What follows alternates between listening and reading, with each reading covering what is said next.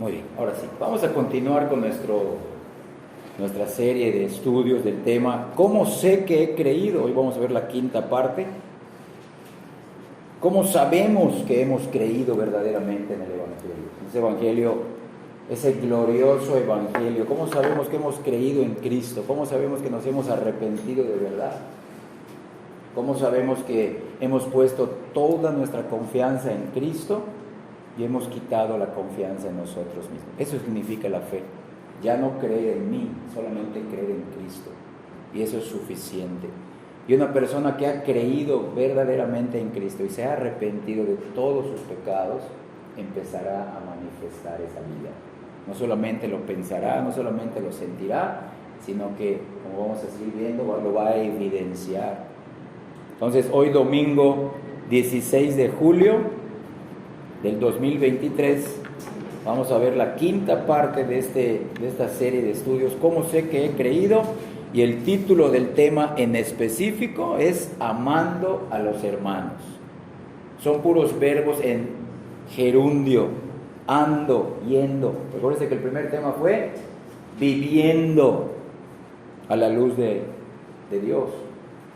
El segundo tema fue confesando el pecado. El tercer tema fue obedeciendo los mandamientos. El cuarto tema fue la semana pasada, imitando a Cristo, y hoy amando a los cristianos. Primera de Juan capítulo 2, esos van a ser nuestros versículos base, en los cuales vamos a estar dando vueltas, regresando. Primera de Juan capítulo 2, versículos del 7 al 11. Voy a empezar a leer. Primera de Juan capítulo 2, del 7 al 11. Dice: hermanos, no os escribo mandamiento nuevo, sino el mandamiento antiguo que habéis tenido desde el principio. Este mandamiento antiguo es la palabra que habéis oído desde el principio. Sin embargo, os escribo un mandamiento nuevo que es verdadero en él y en vosotros, porque las tinieblas van pasando y la luz verdadera ya alumbra. El que dice que está en la luz y aborrece a su hermano, está todavía en tinieblas. El que ama a su hermano permanece en la luz y en él no hay tropiezo. Último versículo: pero el que aborrece a su hermano está en tinieblas y anda en tinieblas y no sabe a dónde va, porque las tinieblas le han cegado los ojos. Ahí está. Amando a los cristianos. Entonces, el amor por el pueblo de Dios es un tema constante, recurrente en el Antiguo y en el Nuevo Testamento. Por lo tanto, no es sorprendente que el apóstol Juan lo presente también como una prueba de la verdadera conversión. En pocas palabras, el que demuestra un amor real y duradero por su hermano en Cristo y por la iglesia en general, da evidencia poderosa, real y verdadera de su conversión. Sin embargo, el que declara, lo leímos ahí, el que dice, aún el que confiesa, asegura, afirma ser de Cristo, pero no ama a su hermano, no ama a sus hermanos, no de manera perfecta, pero sí de manera constante, no tiene motivos verdaderos para gloriarse en su conversión. Sería una persona autoengañada. Estamos reconociendo que la iglesia no es perfecta. Nadie ama perfectamente ni a Dios ni a los hermanos, pero habrá algo nuevo que Dios pondrá en cada uno de nosotros del momento que nos convertimos. Una inclinación cada vez mayor por la iglesia y obviamente, primeramente hacia Dios. Entonces, nuestro primer punto, directamente vamos al versículo 7, Primera de Juan 2:7. El primer punto del tema ahí está en el pizarrón, dice un mandamiento antiguo. Solamente voy a leer otra vez el versículo 7. Hermanos, no os escribo mandamiento nuevo, no, sino os escribo el mandamiento antiguo que habéis tenido desde el principio. Este mandamiento, repite, antiguo es la palabra, véanlo. Este mandamiento antiguo es la palabra y redunda que habéis oído desde el principio. Se refiere al Antiguo Testamento. Entonces Juan introduce esta quinta prueba de la fe salvífica al afirmar una verdad fundamental. Este mandamiento dice, versículo 7 dice, el mandamiento de Dios de amar a nuestro hermano ha sido un tema central de la voluntad de Dios que se manifestó desde el principio en la revelación de su palabra. ¿Qué estoy tratando de decir? Dios mismo manda a sus hijos a que amen desde el Antiguo Testamento, pero porque Él es amor. Dios no les está exigiendo algo que Dios no sea. Dios es amor y por eso Él puede decir, ámense, ámense porque yo soy amor. Miren, primera de Juan, capítulo 4, versículo 8. Damos vuelta a una página, dice primera de Juan 4, 8, el que no ama, no ha conocido a Dios. Miren, ¿ya vieron? No ha conocido de manera experimental, salvífica y verdadera, porque Dios es amor. Lo dice, en Dios está el amor. Dios, el amor es un atributo, no. Dios mismo es la esencia del amor. Queremos saber más del amor, necesitamos conocer más a Dios. Entonces, Dios mismo ha amado a su pueblo desde el principio. Entonces, no es sorprendente que también desde el principio Dios ha ordenado que su pueblo se ame y se amen unos a otros. El mandamiento de amar al hermano no es algo que apareció en el Nuevo Testamento. No es algo que incluso fue algo que apareció en las enseñanzas de Cristo, sino que estuvo implícito en las primeras narrativas del Antiguo Testamento y fue revelado con claridad en la ley mosaica, en la ley de Moisés. Sin perder primera de Juan, acompáñame al tercer libro de la Biblia, que es Levítico, capítulo 19. Levítico 19, versículo 18. Esto es parte de la ley mosaica, el Pentateuco, o los primeros 5 libros de la Biblia. De Pentatlón, Pentateuco. Génesis, Éxodo, Levítico, Números y Deuteronomio se conocen como la ley mosaica o la ley de Moisés.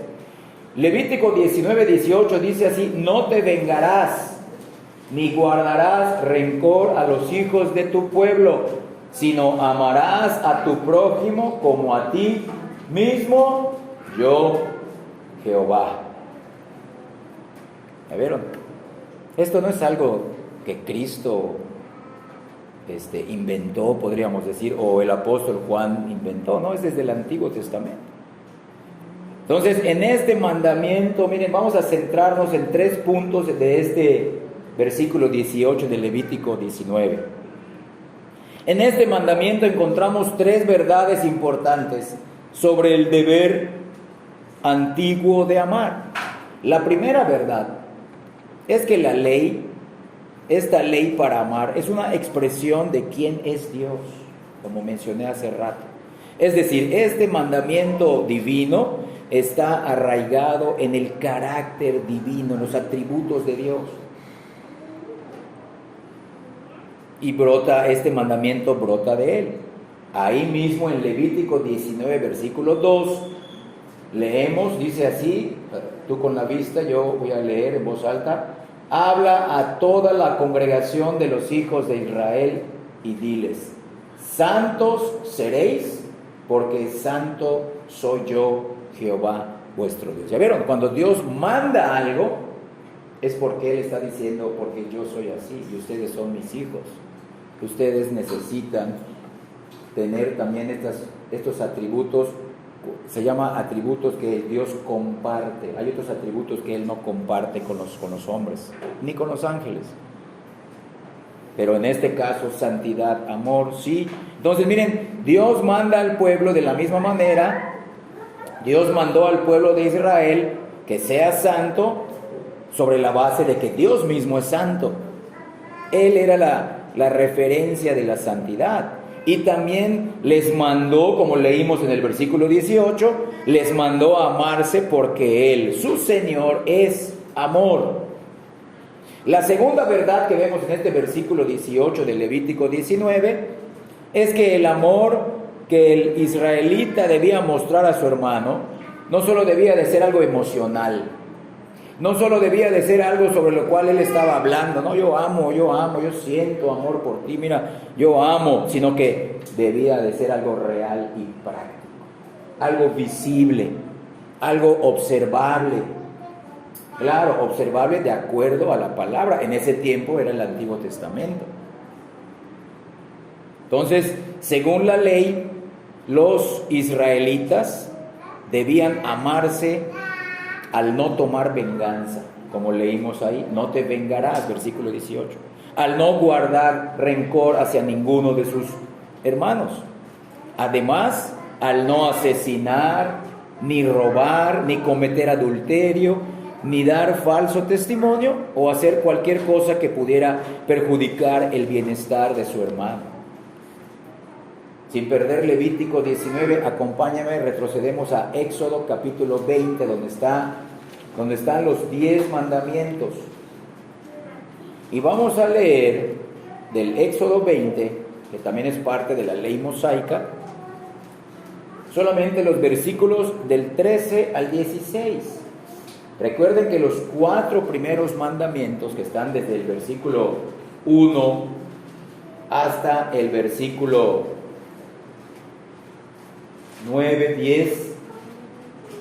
hasta el 11, son con relación del hombre hacia Dios, y del versículo 12 al 17 son en relación del hombre hacia el prójimo, y solamente vamos a leer los versículos 13 al 16. Dice: no matarás, no cometerás adulterio, no hurtarás y no hablarás contra tu prójimo falso testimonio. ¿Vieron? El falso testimonio. Entonces todos estos mandamientos estaban claramente escritos, enseñados, y los israelitas los conocían. Entonces esto fue algo que, como vamos a ver más adelante, se le dio el verdadero sentido en el Nuevo Testamento. Se le dio el verdadero propósito en el Nuevo Testamento, pero ya estaba plasmado desde el Antiguo Testamento. Es un mandamiento antiguo, como dice el primera de Juan capítulo 2:9. No les estoy enseñando nada nuevo, les estoy enseñando un mandamiento antiguo que es la palabra desde el principio, dice. Entonces, aunque el amor por nuestro hermano sin duda implica nuestras emociones hacia él, es en primer lugar un asunto de la voluntad que se manifiesta en acciones correctas y acciones desinteresadas. La tercera verdad que encontramos en Levítico 19:18 es que el amor por nuestro prójimo es un mandamiento viejo, un camino que recorre todo el Antiguo Testamento. Ahora vamos a leer cómo lo menciona Jeremías 6. En el libro del profeta Jeremías vamos a leer el capítulo 6, versículo 16. Jeremías 6:16. Así dijo Jehová: paraos en los caminos y mirad, y preguntad, miren, por las sendas antiguas, cuál sea el buen camino, y andad por él, y hallaréis descanso para vuestra alma. Esa frase igual la repitió Cristo. Mas dijeron: no andaremos. ¿Ya vieron? Muchos piensan que lo nuevo es lo mejor. Escucha bien, la moda actual no es lo mejor, la moralidad actual no es la mejor. Lo mejor son los parámetros bíblicos antiguos, y eso es parte del amor. Por eso todo eso habla del mundo, pero el amor Queremos conocer el amor está escrito en la Biblia, es Dios mismo, y es Dios mismo escribiendo la Biblia, y ese es nuestro referente. Entonces, Dios siempre ha sido amor, y el amor siempre ha sido su supremo mandamiento. La piedad verdadera siempre se ha manifestado en amor a Dios y en amor a su pueblo escogido. El que verdaderamente es piadoso va a manifestar primeramente su amor hacia Dios y también su amor hacia el pueblo escogido de Dios. Entonces, pensar en amar a Dios sin amar al prójimo es algo imposible, como vamos allí viendo durante el estudio. Y lo dice la palabra. Si tú estás pensando en amar a Dios, escucha bien. Si tú amas al esposo de la iglesia, que es Cristo, pero no amas a su esposa, que es la iglesia, estás en un camino peligroso. El que ama al esposo, ama a la esposa imperfecta. El esposo es perfecto, la esposa es imperfecta, pero tú, siendo parte de la iglesia, igual eres parte de la imperfecta iglesia. Si tú quieres nada más tener comunión los domingos y los viernes con Dios y no quiero tener comunión con ningún hermano, estás en un camino peligroso. Es imposible amar o pretender amar solo a Dios de manera vertical y no practicar el amor de manera horizontal. Es difícil, es imposible, es complicado, pero solamente en la comunión con Dios podríamos lograrlo. Solamente en la comunión con Dios a través de Cristo podríamos aprender a hacer esto. Aprenderíamos a quitarnos de nuestro corazón lo que leímos en Levítico 19:18, a no guardar rencor y no querer vengarnos. Siempre queremos para los demás la justicia de Dios y para nosotros la misericordia. No, hermanos. Para nuestro prójimo y nuestro prójimo más cercano, verdaderamente es, si eres casado es tu esposa y son tus hijos, pero son los hermanos de la iglesia y de la iglesia local. De la iglesia local donde Dios te trajo, donde todos somos diferentes, somos indignos, somos débiles, estamos en un proceso de perfeccionamiento, caemos, nos levantamos con la gracia de Dios. Pues a ellos tenemos que aprender a amar. Y esto es desde el Antiguo Testamento, hermanos. Entonces, repito, antes de pasar al segundo punto de nuestro estudio, pensar en amar a Dios sin amar al prójimo, a nuestros hermanos, es algo imposible. Es una contradicción antibíblica. Es una contradicción insostenible y antibíblica. Vamos a ver el segundo punto. Regresamos a 1 de Juan, capítulo 2. Ahora vamos a leer el versículo 8. El segundo punto ahora dice un mandamiento nuevo. Vean, parece una contradicción. Hace rato dijo, es un mandamiento antiguo, pero a la vez es un mandamiento nuevo. ¿En qué sentido? Ahorita lo vamos a aclarar. 1 de Juan 2:8, leo. Ustedes acompáñenme con los ojos puestos en este versículo. Dice el apóstol Juan, sin embargo, os escribo un mandamiento nuevo, que es verdadero en Él, que es verdadero en Cristo y en vosotros, o sea, en ustedes, hermanos, porque las tinieblas van pasando. No dice que las tinieblas ya pasaron en cuanto a ese amor, van pasando. Esto se va haciendo cada vez más claro en la vida del creyente y la luz verdadera ya alumbra. Ya tienen el amor inicial, ya tienen el amor de Dios de manera generativa. Ya está en ustedes la semilla y las tinieblas van pasando. Entonces, si amar a nuestro hermano, mencionamos en el punto 1, es un mandamiento antiguo, ¿por qué el apóstol Juan dice que también es nuevo?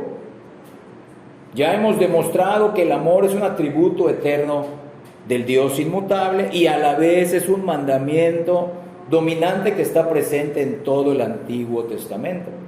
Entonces, ¿cómo puede ser antiguo y nuevo a la vez? Debemos darnos cuenta que el apóstol Juan no se contradice a sí mismo en este versículo, sino más bien él está usando estas declaraciones aparentemente contradictorias para escucha bien, para elaborar una hermosa presentación de una mayor revelación del nuevo pacto de la gloria de Dios. Dios siempre ha revelado su amor hacia la humanidad desde el principio, aún desde la caída del hombre en el jardín del Edén. ¿Sí? Dios siempre ha manifestado su amor, tanto de manera general como de manera especial desde el Antiguo Testamento. Pero escucha bien, sin embargo, la revelación de su amor a través de la persona y de la obra de Cristo supera cualquier revelación previa de su amor. Por eso es que es nuevo. Y en ese sentido es un mandamiento nuevo. Porque en la persona y en la obra de Cristo tenemos la revelación sublime, última y eterna de lo que es el amor de Dios. ¿Tú quieres conocer el amor de Dios? Hoy quieres salir, no sé si sintiendo, pero creyendo y confiando en el amor de Dios. Solamente tienes que decir: Cristo murió por mí. La mayor manifestación del amor de Dios es Cristo viviendo, muriendo y resucitando por cada uno de nosotros. La mayor manifestación, lo pongo de manera negativa, la mayor manifestación del amor de Dios no es que te dé mucha vida en este mundo. La mayor manifestación del amor de Dios no es que te dé la mejor salud en este mundo. No es que te dé el mejor trabajo, el mejor matrimonio, el mejor cónyuge o los mejores hijos. Esa no es la mayor muestra del amor de Dios. La mayor, más sublime y eterna manifestación del amor de Dios es en el Nuevo Testamento, la persona y la obra de Cristo. Por eso es un mandamiento nuevo. El referente es Cristo. Ya no son tanto los preceptos y los códigos morales del Antiguo Testamento. ¿Quieres conocer el amor? Hay que imitar a Cristo. Y lo imito porque Él murió por mí, Él dio su vida por mí, Él me amó y lo demostró en la cruz. En ese sentido es un mandamiento nuevo. Entonces, sin quitar nada de lo que se dio a conocer sobre el amor de Dios bajo el Antiguo Testamento, podemos correctamente afirmar que fue poca cosa comparada con la revelación de su amor a través de la encarnación de su Hijo. Estamos en Primera de Juan capítulo 2, mira, da vuelta a una página, Primera de Juan capítulo 4, versículos 9 y 10, ahí está. Hermanos, si tú quieres hoy salir creyendo, descansando un poco más en ese amor, que estos versículos nos sirvan para este propósito. Versículos 9 y 10 de Primera de Juan 4, leo, dice así: en esto se mostró. Ya no hay otra manera de mostrar el amor de Dios. Ya se mostró. En esto se mostró el amor de Dios para con nosotros. Agrego, viles pecadores que no merecíamos ese amor. En que Dios envió a su Hijo unigénito al mundo para que vivamos eternamente por Él. Versículo 10. En esto consiste el amor. Por si alguien tiene dudas de lo que es el amor. El verdadero amor en esto consiste, no en que nosotros hayamos amado a Dios, no eso me mantiene avivado, no mi amor hacia Dios me mantiene alegre y gozoso, no, sino que Él nos amó a nosotros primero y envió a su Hijo a morir, envió a su Hijo en propiciación para aplacar su justicia, para cargar la ira que tú y yo merecíamos por nuestros pecados. Por eso es un mandamiento nuevo. Cristo lo exaltó. Este mandamiento de amor, no hay otra manera de demostrar lo que es yo viniendo a vivir, a morir y a resucitar por pecadores. Esta es la mayor revelación del amor de Dios. ¿Has creído en ese amor? Aunque estés triste, ¿has creído ese amor? Solo ese amor te va a poder sostener, nos va a poder sostener en nuestros momentos de lucha, sufrimiento, para perfeccionarnos. Dios lo permite para perfeccionarnos. Pero si hemos creído en este amor, hemos creído en Cristo, vamos a poder caminar con paso firme, lento pero firme, descansando en ese amor. Entonces no pretendemos minimizar la revelación de Dios bajo el Antiguo Testamento, sino más bien magnificarla en la persona de Cristo. Entonces, comparado con Cristo, todas las demás cosas del Antiguo Testamento eran sombra. Y lo dice el apóstol Pablo. Acompáñame a Colosenses capítulo 2,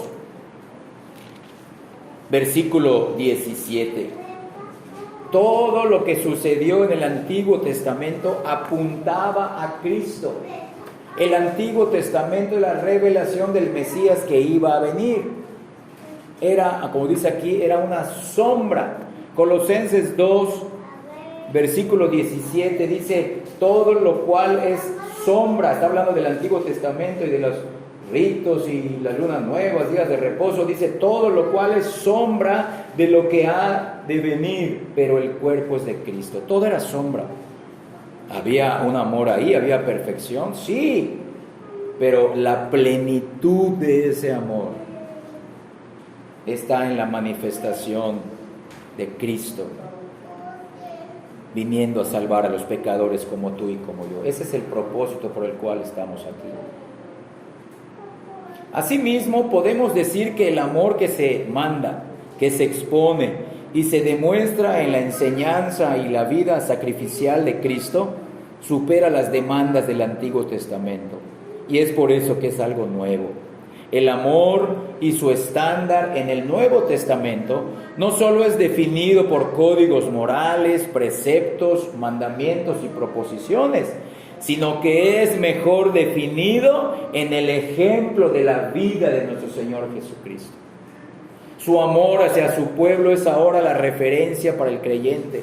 Es decir, su amor ahora define cuál es la anchura, la longitud, la profundidad y la altura en que el pueblo de Dios debe amarse.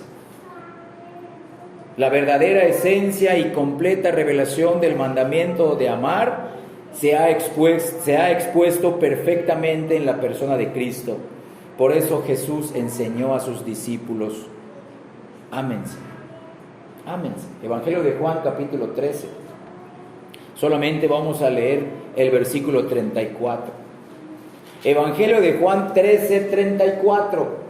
También ahí Cristo lo menciona como algo nuevo, pero vean, ahí mismo dice Cristo por qué es algo nuevo. Juan 13, 34 dice: un mandamiento, son palabras de nuestro Señor Jesucristo. Un mandamiento nuevo os doy, que os améis unos a otros. Pero repito, esto ya estaba desde el Antiguo Testamento, pero aquí está la frase que lo hace nuevo.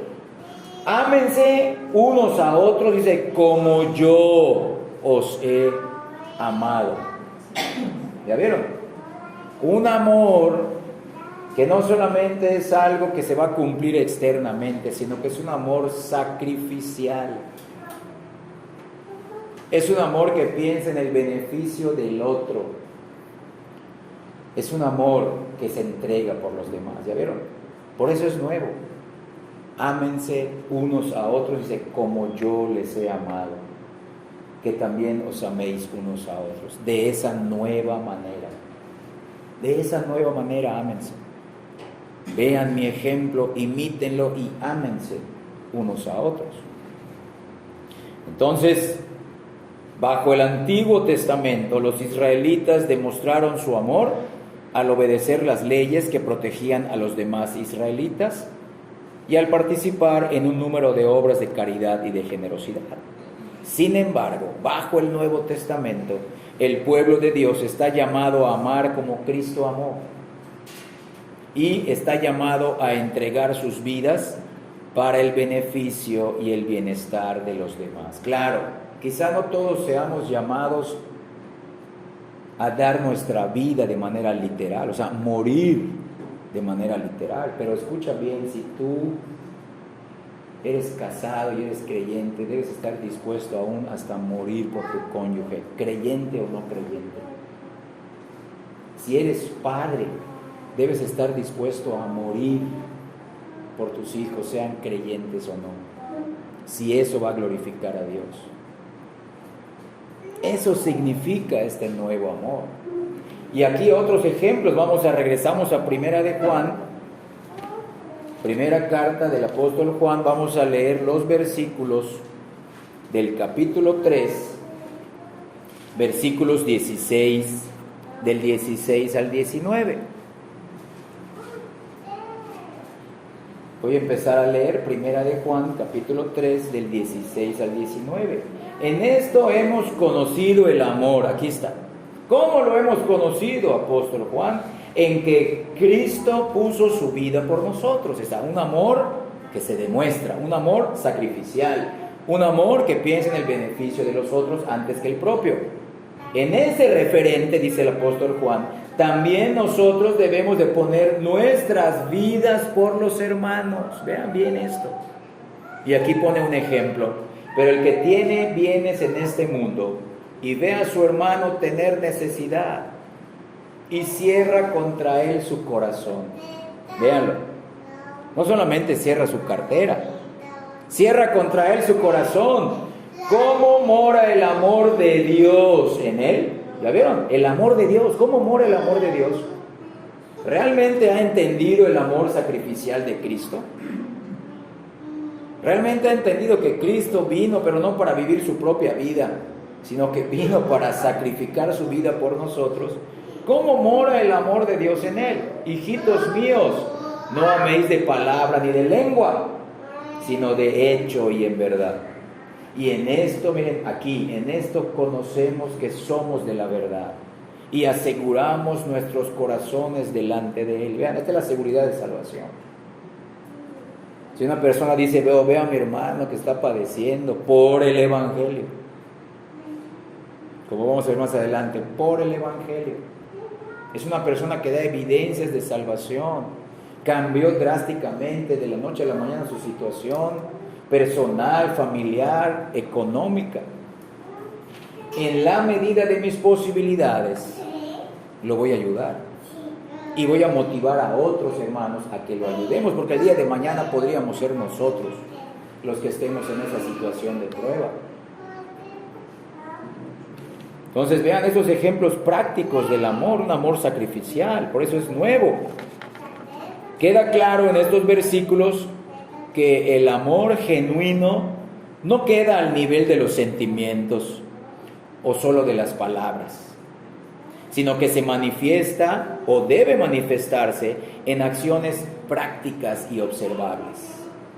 Tú y yo amamos así, solo Dios lo sabe. Ahora, ¿queremos amar así? Eso sería bueno. Señor, ayúdame, yo quiero obedecer tus mandamientos. Yo quiero obedecer este mandamiento. Muchos oran pidiendo, Señor, ayúdame a tener esto, a tener lo otro. No, Señor, yo quiero aprender a compartir lo mío con mis hermanos, a dar mi tiempo por mis hermanos, a dar mis dones, mis recursos por mis hermanos, porque ellos son tu iglesia y tu iglesia tiene que seguir adelante. Es por tu reino, es por tu gloria, es para tu honra.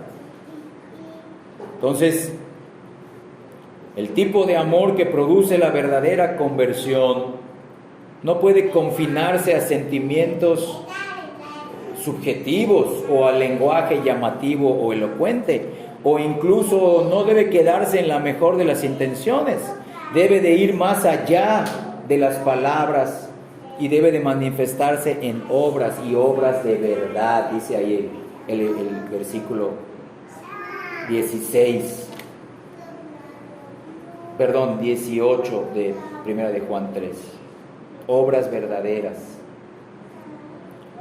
Entonces, el amor que Cristo exige y del cual escribe el apóstol Juan requiere acciones. Acciones. Por eso encuentra su expresión más auténtica cuando vivimos continuamente para el beneficio de otros, miren, en el cuerpo de Cristo. Al hacer morir cada día nuestro yo y al hacer obras prácticas de servicio, según nuestros dones y las oportunidades que la providencia provee. Escucha bien, este tipo de amor requiere, en contra de nuestra voluntad algunas veces, que entremos en una relación real con el pueblo de Dios. Que nos propongamos conocernos para que conozcamos nuestras necesidades. Que nos propongamos buscar activamente oportunidades para servir al pueblo de Dios. Pero como dije hace rato, si yo quiero nada más tener una comunión con Dios, si yo no quiero tener contacto con nadie o el contacto mínimo con los hijos de Dios, entonces, ¿cómo podríamos tener oportunidades para obedecer estos mandamientos de amar con hechos y en verdad? ¿Cómo? Y solamente nos vemos 2 días a la semana, pero podrían ser suficientes o podrían ser un buen inicio para empezar a vivir en este amor, amando a los cristianos. Esto sería difícil, si no imposible, que este tipo de amor se manifieste de manera consistente en una comunidad o en hermanos que solo se reúnen una vez a la semana los domingos por la mañana y a veces vienen con ganas de no estar acá. Este tipo de amor debe de comenzar en medio de relaciones individuales entre los creyentes, dentro de un cuerpo local, y luego abrirse camino hacia las demás comunidades e iglesias de creyentes en toda la ciudad, la república y en todo el mundo. Pero debe de empezar en la iglesia local, entre nosotros, hermanos, siendo diferentes. Lo leímos en el devocional: seamos misericordiosos, benignos, perdonémonos unos a otros, así como Cristo nos perdonó. Si estamos esperando a que el hermano tenga una madurez para que yo lo ame, quizá eso nunca va a pasar. Entonces, si tú estás exigiendo eso, tú ya eres maduro para que te amen, tú eres digno del amor de los demás, ¿no? Nos amamos no porque merezcamos o nos hayamos ganado el amor del hermano, sino que nos amamos porque es un mandamiento sacrificial. Aunque nos duela, no nos guste, y aunque perdamos, tenemos que pedirle: Señor, ayúdame a amar. Al que sí tiene un carácter, tiene unas actitudes, tiene un comportamiento fácil de tratar, pero también con aquel que tú ya has salvado y tiene otro tipo de carácter más difícil, y ese podría ser yo. Pregúntate: ¿yo seré ese hermano? ¿Yo tengo un carácter dócil? ¿Soy fácil de amar? ¿Amo fácil? Véanlo, hermanos, es un amor nuevo, porque el referente es Cristo. En ese sentido es nuevo. Nuestro estándar es amar como Cristo amó, no como los israelitas quisieron hacerlo y nunca lo lograron verdaderamente. Es un amor como Cristo lo llevó a cabo de manera real. Nuestro tercer punto del tema: la evidencia de la conversión. En esta epístola, primera de Juan, de manera clara, el apóstol afirma que una de las mayores evidencias de un nacido de nuevo, sino la mayor de ellas, es el amor hacia los hermanos y hacia la iglesia local. Además, el verdadero amor cristiano es amar como Jesús amó, entregar nuestras vidas para el beneficio de nuestros hermanos en Cristo. Escucha bien: cada vez que vienes a la reunión, vienes para recibir, está bien, pero también vienes a dar. Y con que des amor sería un buen inicio. Con que des amor. No tienes que estar parado en un púlpito para hacer eso. No tienes que tener grandes dones o tener un gran ministerio para hacer eso. Vengamos aquí para recibir amor, sí, primeramente el amor de Dios y el amor de los hermanos. Pero yo, ¿qué estoy dando a mis hermanos que también necesitan ese mismo amor que yo? Entonces esto es recíproco, hermanos. No tengo nada, lo que tengas, dalo. Dios te ha dado perdón, da el perdón. Dios te ha dado misericordia, da misericordia. Dios te ha dado bondad, da bondad. No de manera perfecta, hemos dicho, sino de manera real, de manera observable. Y eso nos incluye a todos nosotros.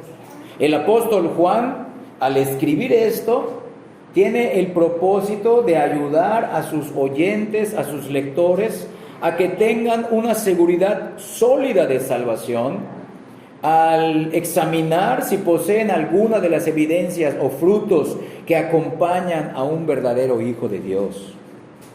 Entonces, también Cristo hizo lo mismo. En el discurso del aposento alto, nuestro Señor Jesús dijo a sus discípulos que todos los demás, no solamente ellos lo sabrían, sino que todos los demás sabrían si ellos eran cristianos por el amor que se tuvieran unos a otros. Regresamos a Juan capítulo 13, versículo 35. Hace rato leímos el versículo 34. Un mandamiento nuevo os doy, dice Cristo, que os améis unos a otros como yo os he amado. En ese sentido es nuevo, como yo os he amado, que también os améis unos a otros. En ese sentido dice, ustedes, cristianos, van a tener seguridad de salvación. Pero dice en el versículo 35, en esto conocerán todos los demás creyentes y aún los inconversos o algunos inconversos. Todos conocerán que sois mis discípulos si tuviereis amor los unos con los otros. Véanlo, si se sirvieran unos a otros. Leímos en Romanos 12 hace rato en el devocional, si se prefirieran unos a otros, si se tuviesen en honra unos con otros. Si tus mejores amigos quisieras que ahora sean los hermanos y cada vez tener mejores amigos del mundo. Véanlo, hermanos, que tu mejor amor lo despliegues con tus hermanos, no en tu trabajo, no con los inconversos. Tu mejor y mayor amor sea desplegado gradualmente, poco a poco, con los hermanos de la iglesia local. Ese es el amor nuevo, esa es la evidencia de la conversión. Entonces, en Primera de Juan capítulo 2, el apóstol está diciendo a los que afirman ser cristianos, a los que confiesan, a los que dicen ser cristianos, que ellos podrían tener seguridad personal de su salvación solo en la medida en que sus vidas se conformen con esta misma norma: el amor por los demás, el amor por sus hermanos. Vean, escuchen, nuestra total seguridad de salvación está en la persona de Cristo. Lo vimos hace rato, en el amor de Cristo demostrado en la cruz, en el amor del Padre al enviar a su Hijo. Esa es nuestra mayor seguridad. Pero esta seguridad crece al ver esos frutos en nosotros. Yo creo en Cristo y en Cristo estoy seguro. Pero veo esa realidad de mi fe en mi propia vida, de que ahora tengo una nueva actitud también hacia mis hermanos. Quiero amarlos como Cristo me amó. Quiero aprender a hacerlo. Y el mejor contexto o el primer contexto es la iglesia. Esto lo estás aprendiendo en la iglesia. No te lo van a enseñar en el trabajo. No te lo van a enseñar en el mundo, en el cine, en la radio. Esto se enseña en la iglesia, en la Biblia. Y Cristo mismo es la personificación de ese amor. Entonces, esa seguridad también viene al ver esos frutos en nosotros. Pero escuchen bien, somos salvos solo por la gracia, mediante la fe en Jesús, solamente, repito. Todas las demás obras de amor que nosotros pudiéramos hacer en 1000 vidas no nos justificarían ante el tribunal de Dios. Nuestras mayores obras de amor no son las que nos justifican, sino que ellas darían evidencia de que ya somos justos mediante la fe en Cristo. La obra de regeneración del Espíritu Santo, que produce en nosotros tanto el arrepentimiento y la fe en Jesús, también producirá en nosotros un nuevo y creciente amor por el pueblo de Dios. Si tú dices, soy nacido de nuevo, tengo el don de la fe salvadora, tengo el don del arrepentimiento para vida eterna, qué bueno, gloria a Dios, eres salvo. Pero también se va a evidenciar que el mismo Espíritu que te dio esa fe, ese arrepentimiento, también te dará un creciente, progresivo amor por el pueblo de Dios, por tus hermanos de la iglesia. Te dolerá fallarles, engañarlos, mentirlos. Ya no querrás tener máscaras ni ser hipócrita delante de ellos. Los preferirás, tendrás respeto, les hablarás con la verdad, te duela, te cueste lo que te cueste. Ese es el amor sacrificial. Y será un amor no de dientes para afuera, que brotará de un corazón nuevo. Esto es algo nuevo que Dios produce en nosotros. No se logra con esfuerzo. Es algo nuevo que brotará en cada uno de nosotros para la gloria de Dios, para edificación de su iglesia. Miren, el apóstol Juan sostiene esta verdad a través de toda su epístola. Vamos otra vez a Primera de Juan y vamos a leer los versículos que hablan del amor de los verdaderos hijos de Dios y la falta de amor de aquellos que se dicen hijos de Dios, pero con esta falta de amor evidencian que no lo son. Leímos en el versículo de capítulo 2 de Primera de Juan, los versículos del 9 al 11, los voy a volver a leer. El que dice que está en la luz y aborrece a su hermano, dice, no, realmente está todavía en tinieblas, no está en la luz, porque no ama a su hermano.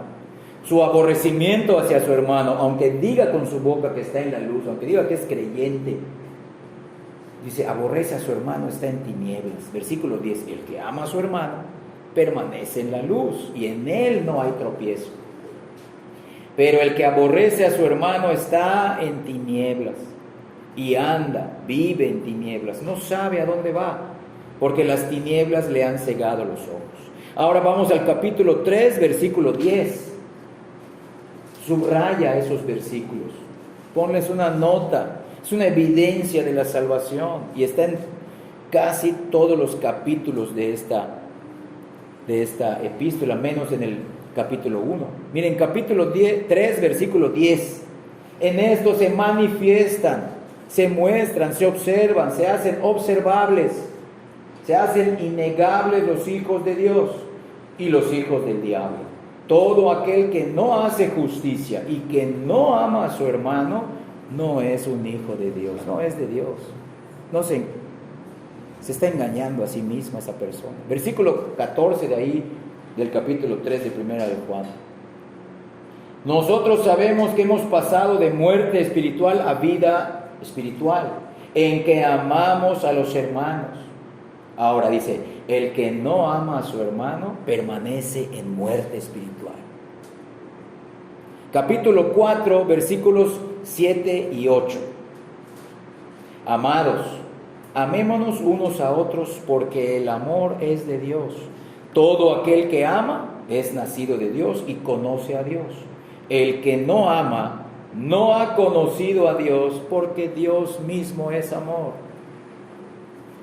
Ahí en el capítulo 4, versículo 16.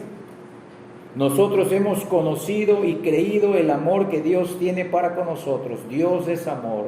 Y el que permanece en amor, claro, amor hacia Dios y amor a los hermanos, permanece en Dios y Dios permanece en él. Ahí mismo en el capítulo 4, versículos 20 y 21. Si alguno dice, yo amo a Dios, pero aborrece a su hermano, esa persona, dice, es mentirosa. Pues el que no ama a su hermano a quien ha visto y a quien sigue viendo, ¿cómo puede amar a quien no ha visto? A Dios a quien no ha visto, perdón. Versículo 21. Y nosotros tenemos este mandamiento de él: el que ama a Dios, ame también a su hermano. Y ahí mismo en el capítulo 5, versículo 1, todo aquel que cree que Jesús es el Cristo, ahí está, la fe verdadera, la seguridad absoluta de salvación. es nacido de Dios. Pero miren, no termina ahí. Y todo aquel que ama al que engendró, o sea, todo aquel que ama al Padre, porque Él es el que engendra, dice, ama también al que ha sido engendrado por Él. Ama también a todos los nacidos de nuevo. ¿Me vieron? Tu seguridad es Cristo, perfecto. Esa debe ser nuestra seguridad. Pero se evidenciará amando a Dios y queriendo amarlo mejor, y amando a los hermanos y queriendo amarlos mejor también a ellos. Entonces la enseñanza del apóstol Juan es que el que no ama a sus hermanos, escucha bien, es un hijo del diablo, aunque esté en la iglesia, aunque presuma que tiene muchos años en el cristianismo. El que no ama a su hermano y no quiere amarlos mejor como Cristo lo hace, y también Cristo lo hizo con él, es un hijo del diablo, no conoce a Dios y permanece en muerte espiritual. Esto lo dijo el apóstol del amor. Sus palabras son valientes y firmes. Él no está invitando a un debate, ¿será cierto? ¿Será que lo crean sobre este asunto? No, Él no está dispuesto a discutir posibles excepciones. Que alguien diga, no, yo soy la excepción a la regla, yo puedo amar a Dios, no querer añadirme a ninguna iglesia ni tener contacto con nadie, pero soy salvo. No, hermanos, se estaría engañando esa persona. El que no ama a los hermanos no conoce a Dios, no es un hijo de Dios. Es importante para nosotros entender que la valentía del lenguaje de Juan es del todo adecuada. Este lenguaje es adecuado. Al fin y al cabo, él está tratando con un tema de vida o muerte eterna, y las almas de los hombres penden de un hilo en este tema. Además, las verdades que él está comunicando no se originaron en el apóstol Juan mismo, ni fueron el resultado de alguna reciente revelación que recibió del Espíritu Santo. Juan está enseñando claramente verdades que recibió directamente del Señor Jesucristo cuando Él estaba aquí entre nosotros durante su ministerio público. Fue Jesús quien primero declaró que el amor fraternal es una de las grandes evidencias de la conversión verdadera. Y esta verdad es poderosamente ilustrada cuando Cristo habló sobre el juicio de las naciones. Acompáñame al Evangelio de Mateo, capítulo 25. El juicio, dice, el juicio de las naciones. Mateo 25, vamos a leer todo ese párrafo bíblico.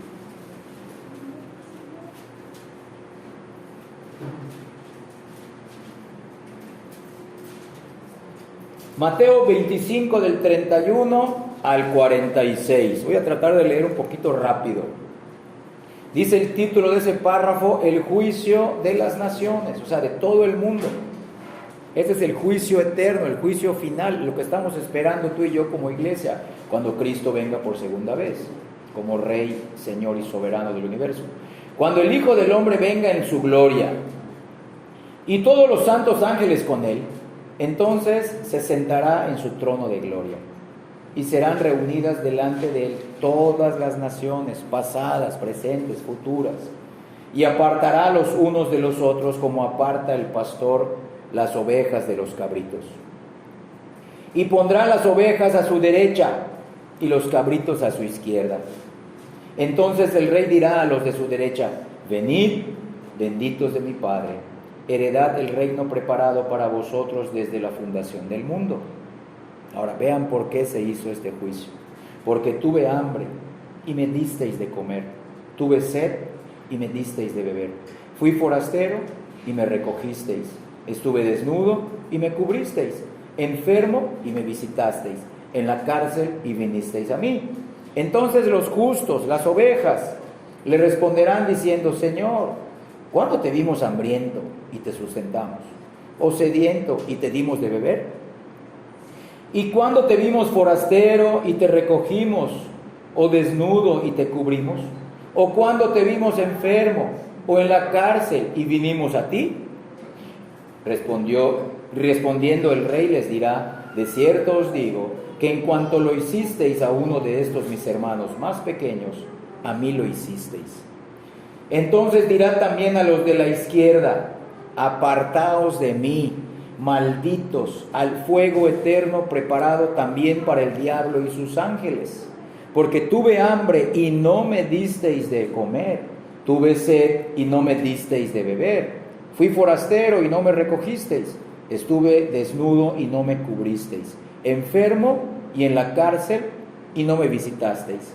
Entonces también ellos le responderán, diciendo, Señor, ¿cuándo te vimos hambriento, sediento, forastero, desnudo, enfermo o en la cárcel y no te servimos? Entonces le responderá diciendo, de cierto os digo, que en cuanto no lo hicisteis a uno de estos más pequeños, tampoco a mí lo hicisteis. E irán estos al castigo eterno y los justos a la vida eterna. Vean las dos palabras, cuatro palabras que menciona el versículo 40.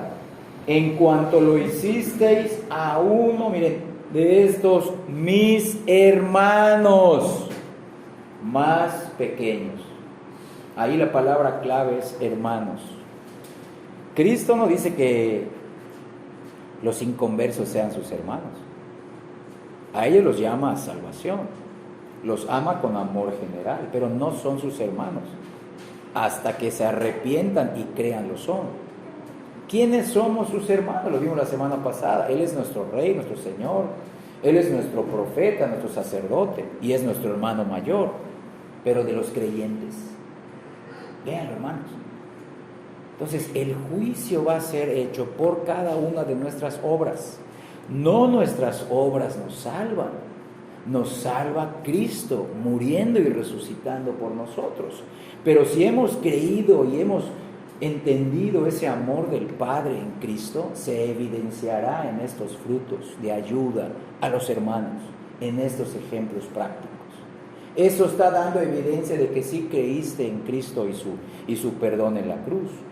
Escuchen bien, muchos ministros y muchos ministerios han usado este pasaje de Mateo para justificar su llamado de alcanzar al mundo a través de obras de caridad y obras de compasión.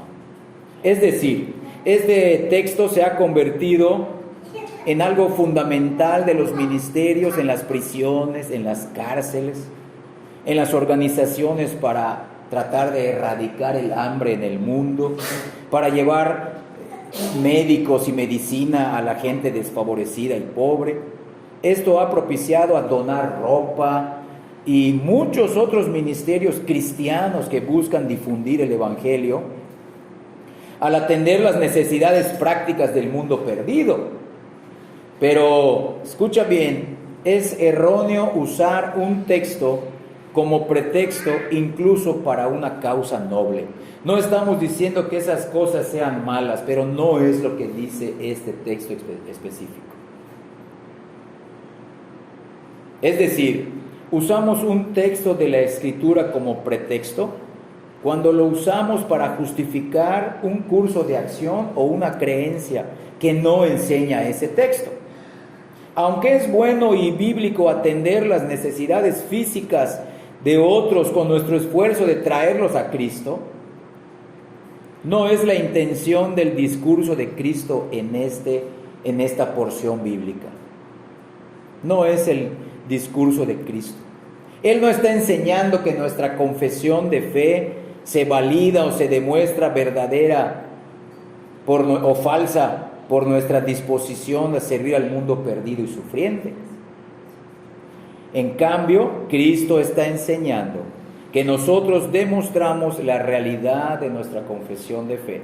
Demostramos que realmente hemos creído en Él para salvación por nuestra disposición a identificarnos con las necesidades de otros cristianos que estén sufriendo en la prisión, o estén viviendo en miseria, o estén sufriendo persecución por el nombre de Cristo, y debemos atenderlas en la medida de nuestras posibilidades. En este texto crucial, los que están hambrientos que menciona Cristo, los que están sedientos, los que están sin techo, los que están desnudos, enfermos y en la cárcel, no son personas inconversas que se encuentran en estas situaciones desesperadas por causa de su pecado, sino que son personas creyentes que están sufriendo por motivo de una buena conciencia delante de Dios y por motivo de su lealtad a Cristo.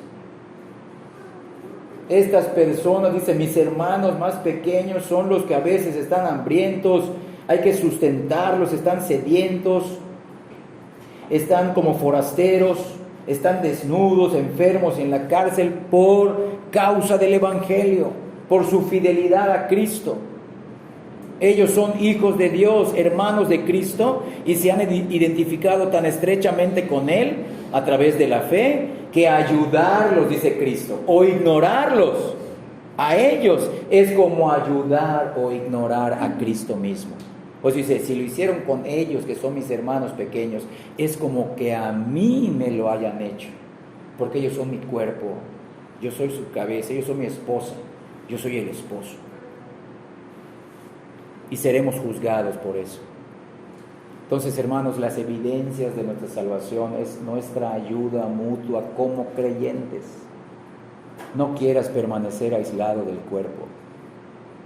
No te haces un beneficio si no quieres hacerte miembro de una iglesia local verdadera. No te haces un beneficio si buscas pretextos para no asistir a la iglesia y darle primeramente gloria a Dios que te ha salvado y tener comunión con los hermanos. No es mejor eso. No es mejor no estar. No es mejor salirte con la tuya. No es mejor divertirte fuera de las reuniones. No es mejor. Seremos juzgados por nuestra ayuda que nos hayamos dado unos a otros. Y ese es uno de los propósitos por los cuales Dios nos permite tener vida y salud. No para seguir viviendo nuestra propia vida. No para seguir tratando de llevar a cabo nuestros sueños y anhelos y deseos egoístas. No, también para tener oportunidades de conocernos primeramente.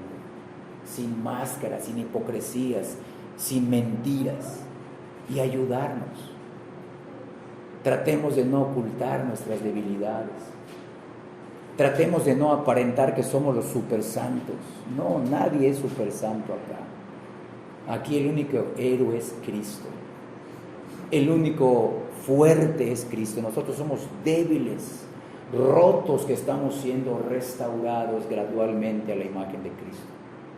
Es mejor ser restaurados en la compañía de otros que están siendo restaurados como tú y como yo. Solo nosotros podemos entender nuestros procesos y solo nosotros podríamos ayudarnos, dice, en hecho y en verdad. Solo en el contexto de una iglesia local se puede vivir esto. Entonces, cuando entendemos el contexto de la enseñanza de Cristo en este texto del juicio de las naciones, vemos que tanto él como el apóstol Juan, en 1 de Juan 2, se refieren a la misma verdad, el amor desinteresado hacia los creyentes individuales y hacia la iglesia en general es una de las grandes evidencias del nuevo nacimiento. En este discurso sobre el juicio final, Jesús enseña que sus ovejas son aquellas que aman a sus hermanos, incluso a un gran costo para sí mismas. Y a esas, y solamente a esas ovejas, Cristo invita a heredar el reino de los cielos preparado para ellas desde antes de la fundación del mundo. En cambio, Cristo condena, véanlo, Cristo condena a aquellas que demuestran su falta de amor por los hermanos al cerrar sus corazones y cerrar sus manos hacia sus hermanos cuando ellos están en sus tiempos de mayor necesidad. A estas Cristo las selecciona como las ovejas, las pone a su izquierda y después del juicio las envía a la destrucción eterna. Hermanos, tenemos que entender que el Evangelio tiene dos objetivos y uno de esos dos se cumple en cada una de las personas. El Evangelio es un mensaje de esperanza y de salvación a todos los que se arrepienten de sus pecados, creen en Cristo y empiezan a seguirlo en su vida diaria. Pero hay una amenaza. Aquellos que escuchan el Evangelio verdadero y no creen en Cristo, no se arrepienten de sus pecados y no lo siguen en obediencia, hay una seguridad de condenación. El Evangelio son buenas nuevas para los que creen. Juan 3:16. De tal manera amó Dios al mundo que ha dado a su Hijo unigénito, para que todo aquel y solo aquellos que en Él crean no se pierdan y tengan vida eterna. Pero en contraparte, todos aquellos que no creen en Él se pierdan y tengan muerte eterna. Y uno de esos dos propósitos se va a cumplir en nosotros, y en esos dos propósitos se magnifica la gloria de Dios, tanto en su gracia para perdón, tanto en su justicia para condenación. ¿En cuál estás tú? ¿Te has arrepentido? ¿Has creído? Entonces, demostrémoslo también con esta evidencia. Preferencia y amor por los hermanos, no indiferencia, no soberbia, no jactancia. Yo soy maduro en la fe, no. Hay que tratar aún a los débiles en la fe, a los nuevos en la fe. Entonces, acá hay una condenación igual a las cabras. En el discurso de Cristo vemos que hay una separación de juicio anticipado de las ovejas y las cabras, de los convertidos y los no convertidos en una misma iglesia. Esto se aplica a las iglesias locales. Ahí empieza el juicio, en las iglesias locales. Los que eligen apoyar a sus hermanos presos, hambrientos, enfermos, necesitados por causa del Evangelio, por causa de su fidelidad y obediencia a Cristo, demuestran que de verdad han nacido de nuevo y que el amor de Dios permanece en ellos. En cambio, los que solo están centrados en sí mismos, en sus sueños, sus anhelos, y tratan de protegerse a sí mismos, demuestran que su profesión de fe y su amor por los hermanos es solo de palabra y de lengua, y no de hecho y en verdad, como leímos en 1 de Juan 3:18. Entonces, al igual que toda buena obra, al igual que todas nuestras buenas obras, nuestro amor por los hermanos no nos llevan a nuestra salvación, no son la causa de nuestra salvación, son el resultado de ser salvos. Somos salvos por la fe, pero que esa fe se observa en nuestro amor por los hermanos. La fe que no se ve, pues no ama, y esa fe no es la verdadera. Cuarto punto, la imposibilidad del amor. Ahora vamos a centrarnos en las personas que no pueden amar ni a Dios ni a los hermanos. Una de las mayores pruebas, hemos estado diciendo e insistiendo, de la conversión genuina es un amor sincero y eficaz por aquellos que pertenecen a Cristo y que llevan su nombre. Este amor no es solo poético y teórico, sino que es un amor también real y práctico. Es un amor que mueve al yo y, si es necesario, arriesga todo por el bien del nombre de Cristo y por aquellos que llevan su nombre. Este amor es evidencia de la regeneración y la conversión verdadera, porque es absolutamente imposible que este amor exista aparte de la regeneración y la conversión verdadera. Solo los regenerados, solo los conversos pueden amar, son enseñados a amar, solo ellos, nadie más. La Escritura enseña que antes de la conversión, tú y yo también, un hombre no puede venir a Dios porque ese hombre ama lo malo. No solamente vive en lo malo, ama lo malo, ama el pecado, desprecia la justicia bíblica, desprecia la justicia de Dios y además teme que sus malas obras sean expuestas. Y esto Cristo lo enseñó. Ahí mismo mencionamos Juan 3:16, vamos a leer unos versículos más adelante. Juan 3:19 y 20. Miren estas palabras duras, miren, después de mencionar el amor de Dios, Cristo, después de mencionar el amor de Dios, en su propia persona, Cristo dice, de tal manera amó Dios al mundo que ha dado a su Hijo, está hablando de Cristo, unigénito, para que todo aquel que en Él cree no se pierda, mas tenga vida eterna. Versículo 19. Esta es la condenación. Los que no creen en Cristo ya están en condenación porque están en muerte espiritual. Lo leímos en 1 de Juan 2. Que la luz vino al mundo y los hombres amaron, dice, no andaron, amaron más las tinieblas que la luz, porque sus obras eran malas. Porque todo aquel que hace lo malo aborrece la luz y no viene a la luz para que sus obras no sean reprendidas. ¿Ya vieron? Entonces, el hombre caído no buscará tener comunión ni con Dios, ni querrá tener comunión verdadera con un discípulo genuino de Cristo, porque desprecia la rectitud de la vida de éste, le repugna y además teme que al acercarse a la luz sea expuesta su maldad. Y como no quiere dejar su maldad, pues evita la luz del Evangelio, evita la luz de la vida de los creyentes. Entonces, para demostrar este punto, el apóstol Juan se refiere a uno de los crímenes más infames en toda la Escritura, el asesinato de Abel por su hermano Caín. Él argumenta al preguntar y contestar una simple pregunta retórica. Acompáñame a 1 de Juan, ahora ya no al Evangelio, a 1 de Juan, capítulo 3, versículo 12. Él hace una pregunta retórica. Vean, aquí está. No como Caín, voy a empezar a leer. No como Caín, que era del maligno, que era del diablo. Estaba en muerte espiritual. No como Caín, que era del maligno y mató a su hermano.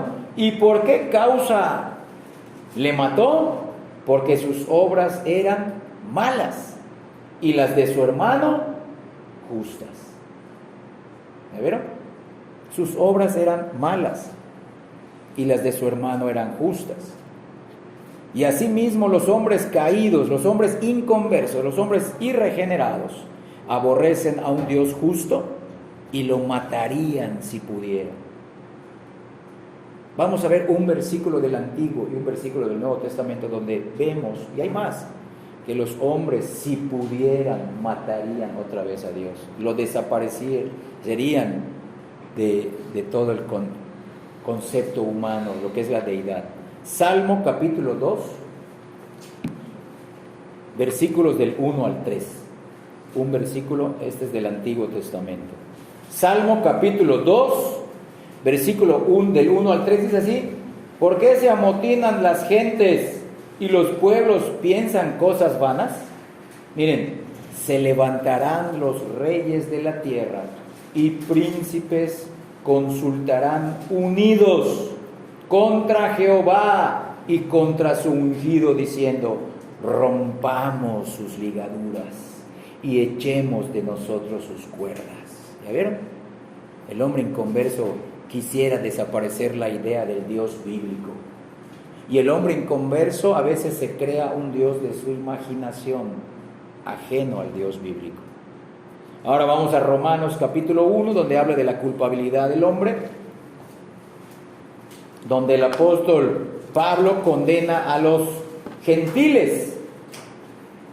Y parte de las actitudes y conducta de estos gentiles, en esta larga lista o catálogo de pecados, en el versículo 30 de Romanos 1 hay una frase que dice ahí: aborrecedores de Dios. Véanlo, solamente esa frase, aborrecedores de Dios, entre muchos otros pecados. Por eso, ellos no solamente aborrecen a Dios, sino que aborrecen y son hostiles, son agresivos, ofensivos hacia el pueblo recto de Dios, o que busca vivir en rectitud para Dios. Este antagonismo no es algo excepcional Esto está enraizado en la esencia de este mundo caído. Desde el primer acto de desobediencia y la maldición que fue resultante de este primer acto de desobediencia, ha habido una gran y permanente enemistad entre la descendencia de la serpiente, que son los hijos de desobediencia, y la descendencia de la mujer, que son los hijos de Dios. Y aunque la guerra culminó en la victoria de Cristo en el Calvario, la batalla continúa entre su pueblo y el mundo hostil y el mundo inconverso hasta la consumación del tiempo, hasta la consumación final. Esto va a ocurrir siempre. Y esto es algo que aún Cristo enseñó.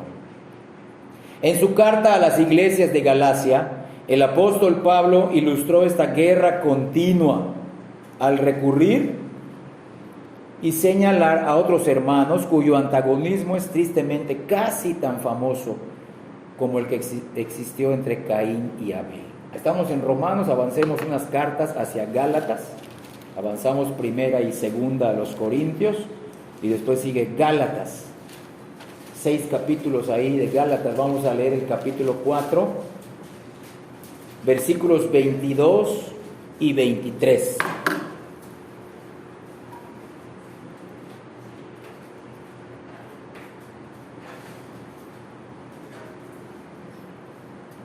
Gálatas 4, 22 y 23 y después brincamos al 29. Miren, porque está escrito que Abraham tuvo 2 hijos, un hijo de la esclava y el otro de la libre, o sea, un hijo con Agar, su sierva, y el otro de la libre, el otro que tuvo con Sara, su mujer. Uno se llamaba Ismael y el otro se llamaba Isaac. Pero el de la esclava, Ismael, nació según la carne, según la voluntad del hombre, según las decisiones precipitadas del hombre en la carne, mas el de la libre por la promesa. Versículo 29. Pero como entonces el que había nacido según la carne perseguía al que había nacido según el Espíritu, así también ahora. ¿Ya vieron? Es algo que va a existir todo el tiempo. La hostilidad, las ofensas, el aborrecimiento de este mundo caído hacia los hijos de Dios es una verdad irrefutable de la Escritura y de la historia. Por eso vemos que es algo imposible para ellos. Entonces estamos reconociendo que el inconverso, para el inconverso, escucha bien, y para el falso creyente, porque también es un inconverso, le es imposible amar a Dios y a los hermanos, aún estando dentro de las iglesias locales. Porque cuando hablamos de inconverso, no nos estamos refiriendo solo a la gente del mundo pecadora, como éramos tú y yo antes de ser cristianos, sino que también nos referimos a los casi cristianos o a los falsos cristianos que están dentro de nuestras iglesias. ¿Cuál es la única manera de saber, hermanos, que hemos creído en Cristo? Con mis palabras, con mis sentimientos. Tú y yo podemos saber si somos salvos con nuestro trato en el tiempo, más allá de nuestras palabras, que son muy importantes, más allá de nuestros sentimientos, que también podrían ser importantes, por los frutos. Por eso se llama ¿cómo sé que he creído? También por este fruto, que yo ya no aborrezco a Dios, que yo ya no aborrezco ni soy hostil hacia mis hermanos. Esos son los que están en la carne. Esos son los que nacieron según el mundo, no según la promesa de Dios. Son los inconversos. Entonces miren, por eso Juan exhorta a sus lectores a que no se sorprendan si el mundo los odia. Regresamos a primera de Juan, ahora el capítulo 3. En el versículo 13 dice así: hermanos míos, primera de Juan 3:13, hermanos míos, no os extrañéis, no os sorprendáis si el mundo os aborrece. Y el apóstol Pablo también lo escribió, no vamos a ir, si quieres apuntar, segunda a Timoteo, capítulo 3, versículo 12, dice: todos los que quieran vivir piamente sufrirán persecución. Todos los que quieran imitar a Cristo en su vida diaria sufrirán persecución. Repito el pasaje, segunda a Timoteo, capítulo 3, versículo 12. Jesús advirtió a sus discípulos en el aposento alto antes de ir a Getsemaní que también ellos serán aborrecidos. Vamos ahora al Evangelio de Juan, capítulo 15. Evangelio de Juan, capítulo 15, versículos 18 y 19. Y ahí, desde el título del párrafo, eso dice, el mundo os aborrecerá. Solamente vamos a leer de Juan 15, los versículos 18 y 19. Si el mundo os aborrece, dice Cristo, sabed que a mí me ha aborrecido antes que a vosotros. Si fuerais del mundo, el mundo amaría lo suyo. Pero porque no sois del mundo, antes yo os elegí del mundo, por eso el mundo os aborrece. Os aborrece. Hermanos, recuerden que no somos el azúcar del mundo, somos la sal del mundo. La sal del mundo no agrada, el azúcar sí, pero nosotros somos la sal. El mundo ama las tinieblas y tú y yo somos luz en Cristo. Por eso el mundo nos aborrece. No quieras agradar al mundo con tu vida. Trata de vivir una vida, pero para agradar a Dios. Y si al mundo le agrada o no, eso es punto y aparte. A quien hay que agradar es a Dios. Entonces, cuando vemos en la Escritura la hostilidad del hombre caído hacia el pueblo de Dios, podemos entender con más claridad por qué el amor a los hermanos es una prueba tan importante de la conversión. El hombre natural, el hombre carnal, el hombre mundano, el casi cristiano, el falso creyente, no puede amar a Dios y no puede amar al pueblo de Dios. Así de sencillo. Por eso es una imposibilidad para ellos. Y muchos están dentro de las iglesias. Y lo estamos diciendo solamente para avergonzar a alguien. No, para decirle, si tú eres una persona, si el Espíritu Santo te está convenciendo que tú tienes hostilidad hacia el pueblo de Dios, no quieres conocer más a Dios que te amó y envió a Cristo a morir por ti, entonces eres un verdadero creyente. La prueba irrefutable, hermanos, es el amor a Dios y amor a los hermanos. Y no es un amor de domingos. Es un amor que va creciendo semana tras semana, mes tras mes y año tras año. Porque es parte del perfeccionamiento que Dios hace en nosotros. ¿Cómo es posible que Dios te perfeccione en algo, pero también no incluya el amor? También incluye el amor. Cuando alguien ve en sí mismo que ama a Dios y ama a su pueblo y que desea amar a Dios más y amar a ellos, a su pueblo más, y que se lamenta por su falta de amor hacia Dios y hacia el pueblo de Dios, esto nos lleva precisamente a tener una mayor seguridad de su salvación. Hay un dolor de que nuestro amor es real, pero es un amor imperfecto. Quisiéramos que sea un mayor y mejor amor, para la gloria de Dios. Cuando alguien que una vez en el pasado, cuando era inconverso, rechazó al pueblo de Dios, se burlaba de los cristianos, de pronto ve que comparte ahora los mismos deseos con ellos y que anhela estar con ellos, anhela su comunión. Este también es un gran indicador de que algo maravilloso ha ocurrido dentro de él por el poder de Dios. Este cambio sería imposible, sería inexplicable aparte de la obra de regeneración del Espíritu Santo. Es una obra que fue hecha en nosotros por el poder de Dios. Como Juan lo ha enseñado en toda su epístola, el cristiano verdadero amará al pueblo de Dios y ese será también uno de sus motivos de oración privada. Porque no, Dios no lo va a dejar tranquilo si guarda rencor, si tiene falta de perdón, si es de Dios.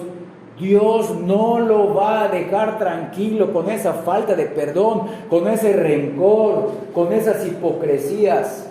No, somos obra de Dios y Él no se complace en ningún tipo de pecado, ni en pecados ocultos, ni en hipocresías, ni en mentiras. Solo el verdadero creyente, también cuando ora en la intimidad, Señor, yo quiero amarte a ti mejor, porque me has salvado en Cristo. Y ayúdame, enséñame a amar a mis hermanos. No puedo, enséñame, quiero hacerlo. Sé sincera con Dios, le pide su ayuda. Y esa es una evidencia de que Dios ha hecho algo en nosotros. Por la obra de Cristo. Esta es una bendición que fluye de la cruz, del mayor amor que Dios ha hecho en matar a Cristo por nosotros, demostrar su aborrecimiento que nos tenía en el alma y en el cuerpo de Cristo. Ese es su mayor amor. Y el amor que Dios nos permite experimentar ahora es una bendición más que fluye de esa muerte en la cruz. Sin embargo, debemos entender que este amor por los hermanos, al igual que las otras bendiciones y las otras áreas de santidad de la vida cristiana, siempre tendrá necesidad de un continuo crecimiento. El amor que sentimos hoy, pequeño, puede crecer y debe crecer para la gloria de Dios. Ya que nuestro amor inicial por la iglesia, lo cual experimentamos en la conversión, fue el resultado de la obra de regeneración del Espíritu. Del mismo modo, el crecimiento continuo de nuestro amor por los hermanos será el resultado de la obra permanente de santificación en nosotros. Es decir, nosotros no sabemos que somos hijos de Dios porque nuestro amor a los hermanos es perfecto, sino porque nuestro amor por ellos está siendo perfeccionado mediante la obra permanente de Dios. Y si hoy no ha crecido tu conciencia de este amor por los hermanos, entonces todavía no eres de Dios, necesitas arrepentirte. Este es el propósito, uno de los propósitos del mensaje. Autoexaminarnos y pedirle, Señor, perdóname, ayúdame a amar a mis hermanos. Que esta también sea una evidencia de que tú has hecho algo maravilloso en mí, a pesar de mí, a pesar de ser como soy. En 1 de Juan 2:8 leímos hace rato, el apóstol Juan afirma que el nuevo mandamiento, cuando vimos el punto 2, que el nuevo mandamiento de amar ya era algo verdadero en los creyentes. Dice, es verdadero en él y es verdadero en vosotros. Ya era verdadero para aquellos a quienes el apóstol Juan les estaba escribiendo. Pero al mismo tiempo, en ese mismo versículo, el apóstol Juan parece indicar que ese amor no estaba totalmente perfeccionado en ellos. Su amor no había llegado a la medida de la estatura de la plenitud de Cristo, pero se estaba volviendo gradualmente más real en ellos. Las tinieblas, menciona el versículo 8, las tinieblas de su vieja vida estaban desapareciendo y ellos estaban siendo transformados por una creciente revelación del conocimiento de Dios en Cristo. Y vamos a pasar a nuestro último punto del tema, la prueba del amor. Y aquí sí les pido que estemos muy atentos porque voy a hacer una serie de preguntas que van a calar muy hondo en nosotros. Van a tocar las fibras más internas de nuestro corazón y nuestra conciencia, con el propósito de examinarnos primero si somos de Dios, gloria a Dios, que podamos dar mayores evidencias de esto. Y si no lo eres, que te arrepientas y creas en Cristo y empieces a aprender cómo amar más a Dios y cómo amar más a su pueblo. Entonces ahora debemos examinar nuestras vidas a la luz de estas 4 verdades que ya vimos. Pregunto, ¿amamos al pueblo imperfecto de Dios, demostrando así la realidad de nuestra fe? ¿Es nuestro amor solo algo emocional tan oculto que no puede comprobarse con nada externamente? ¿O es nuestro amor demostrado a través de evidencias prácticas, reales y discernibles, como nuestras palabras, nuestras actitudes y nuestras acciones? Voy a ser más enfático, hermanos, para ayudarnos a discernir dónde estamos parados en este asunto. Es un asunto de suma importancia. Haremos las siguientes preguntas que serán útiles de manera espiritual, aunque no nos agraden escucharlas. Vamos a poner el dedo en la llaga, y eso me incluye igual a mí. Primero, ¿qué compañía disfrutamos más? ¿Buscamos la comunión con otros creyentes y nos alegran las conversaciones sobre Cristo? ¿O preferimos la compañía del mundo, de los inconversos, y rara vez hablamos sobre las cosas de Dios? ¿Cuándo fue la última vez que nos reunimos con otros creyentes con la sola intención de pasar un tiempo con ellos y exaltar juntos a Cristo? Y deberíamos de tener mucho cuidado cuando respondemos esta última pregunta, ya que creemos que muchas veces aquello que se llama comunión cristiana tiene poco que ver con Cristo. Segundo, ¿nos identificamos públicamente con Cristo y con su pueblo? ¿O nos sentimos avergonzados del escándalo que rodea a los que confiesan a Jesús como Señor y buscan vivir en sumisión a su palabra? Nuestros amigos y compañeros del mundo, nuestros familiares inconversos, nos identifican como uno de esos cristianos. ¿O estamos tan alineados al mundo y queremos seguir estando tan alineados al mundo y tan conformados a la imagen del mundo que esa acusación en raras ocasiones o nunca es hecha contra nosotros? ¿Hay alguna diferencia entre nosotros y el mundo? Estamos tan unidos con el pueblo de Dios, y ese pueblo de Dios sabemos que es un espectáculo para un mundo que se considera demasiado sofisticado como para entregarse al estilo de vida piadoso de los creyentes. ¿O somos de aquellos que preferimos distanciarnos de la iglesia, como una persona se distanciaría de un familiar cercano de quien se siente avergonzado? Podemos identificarnos con Moisés, quien rehusó llamarse hijo de la hija de Faraón o nieto de Faraón, y prefirió ser maltratado junto con el pueblo de Dios antes que gozar de los deleites temporales del pecado. Tercero, esto es muy importante, hermanos, escuchen bien, aunque estamos conscientes de las muchas debilidades y de los muchos fracasos morales de la iglesia, ¿estamos aún así comprometidos con su perfeccionamiento? ¿Luchamos contra sus debilidades y luchamos contra sus fracasos morales?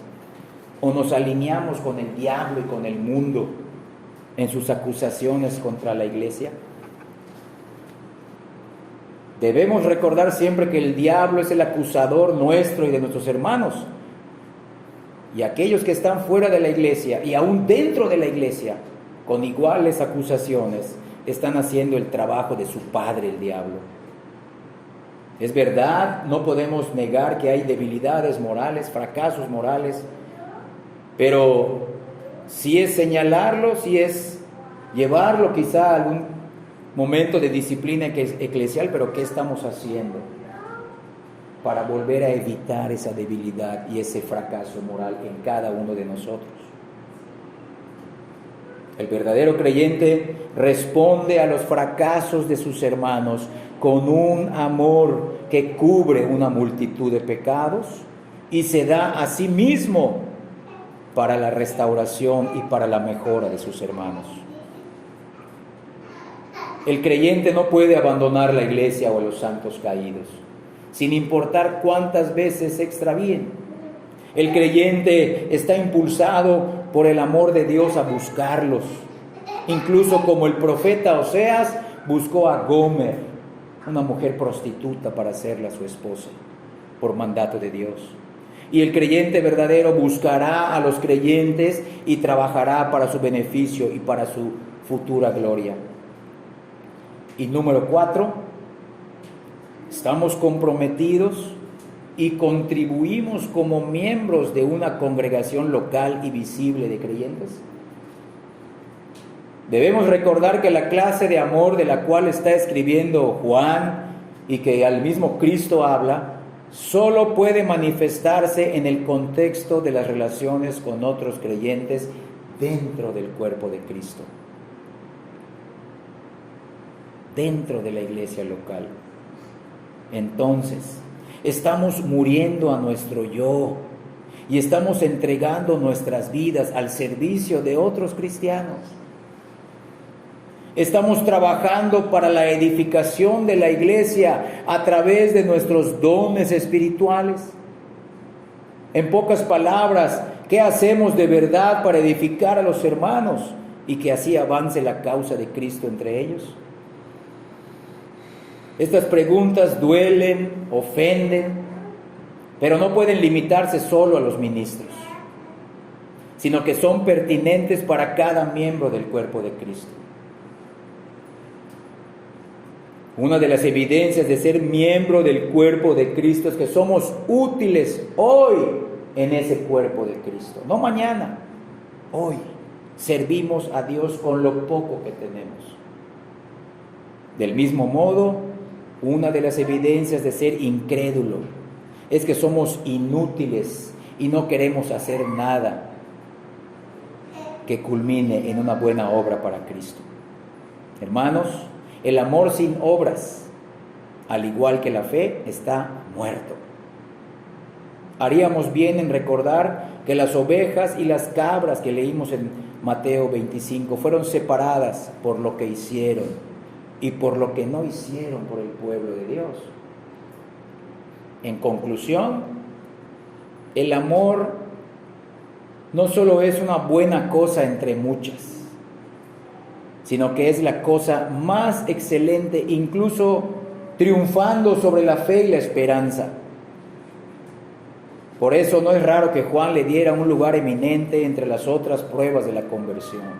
Debemos entonces sopesar nuestra ortodoxia teológica, debemos sopesar nuestra ortodoxia doctrinal con el estándar de la Escritura y examinar también nuestra piedad personal y nuestra vida devocional a la luz de la palabra, pero siempre midiéndonos con Cristo, imitando a Cristo.